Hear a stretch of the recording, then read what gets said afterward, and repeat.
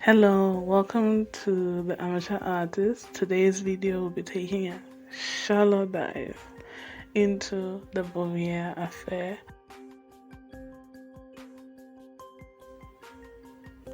Today we're looking into one of the most explosive scandals in the art world, the Bouvier affair.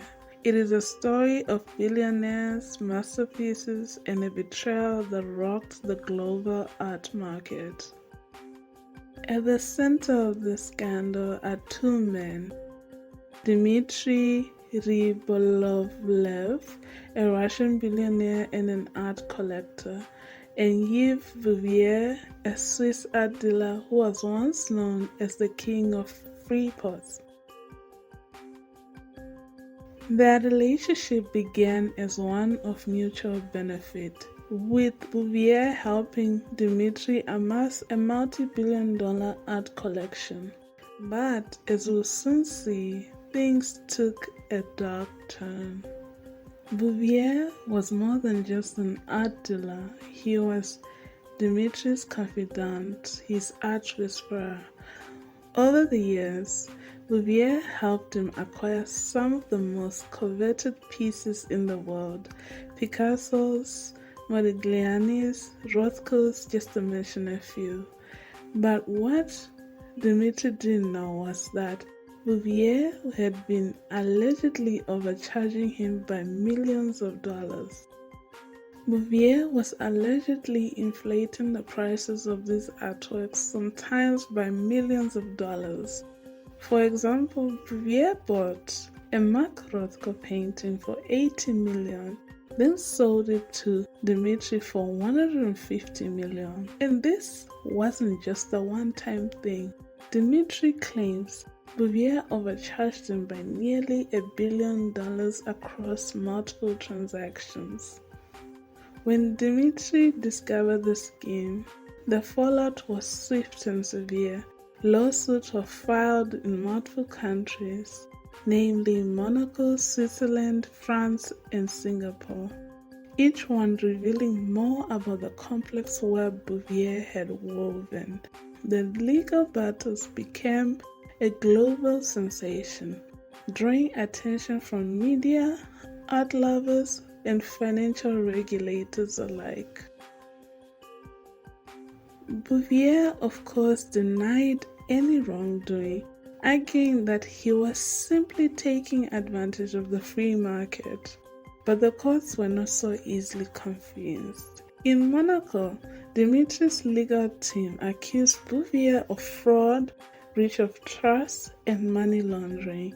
Meanwhile, in France, Bouvier was facing similar accusations, leading to a series of arrests and investigations.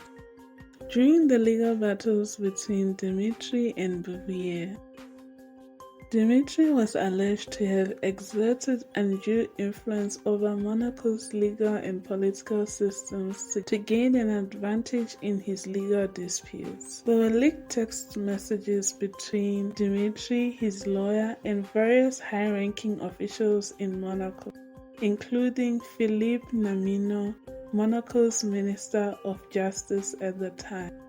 The messages suggested that Dimitry had close, perhaps inappropriate relationships with these officials. The leaked messages indicated that Dimitry might have used his influence to sway judicial decisions in his favor, particularly in the actions against Bouvier. This scandal, dubbed the Monaco Gate, led to the resignation of Philippe Namino and triggered several investigations into the conduct of Monaco's officials. The controversy put a spotlight on the close ties between wealth and power in Monaco, raising concerns about the integrity of the principality's legal and political institutions. The timeline of the legal battles is as follows. Everything begins in 2015, where Dimitry accuses Bouvier of overcharging him by nearly $1 billion. Bouvier is arrested in Monaco but later released. In 2016, investigations continue across multiple jurisdictions. In 2017, the Monaco gate scandal emerges, and charges against Bouvier are dropped due to biased investigations. In 2018, Dimitry appeals the dismissal and pursues cases in other countries. In 2019, the Geneva public prosecutor closes the case, citing a lack of public interest and compromised evidence. Dimitry appeals the decision. In 2020, the Geneva Court of Justice reopens the case. In 2021 to 2022, the Geneva prosecutor dismisses the remaining criminal complaints against Bouvier, declaring no evidence of fraud or other criminal activities. In 2023, Bouvier and Dimitry reach a confidential settlement, ending their legal disputes. Dimitry continues litigation against Sotheby's, and in present time, Dimitry continues his lawsuit against Sotheby's, the auction house. The Bouvier affair didn't just tarnish the reputations of those involved, it sent shockwaves through the entire art market. The case exposed the murky underworld of art dealing, where prices are often manipulated and secrecy is the norm. Many began to question the role of intermediaries like Bouvier and how much power they should have in determining the value of art.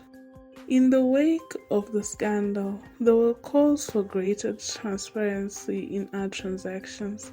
Some experts suggested reforms, stricter regulations on freeports, and more oversight on private sales. But even with these measures, the art market will still remain a fertile ground for those looking to exploit its opacity for personal gain.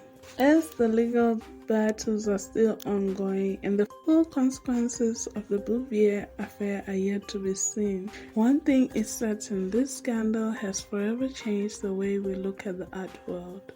It serves as a cautionary tale about trust, greed, and the lengths to which some people will go to manipulate a market driven by passion and prestige.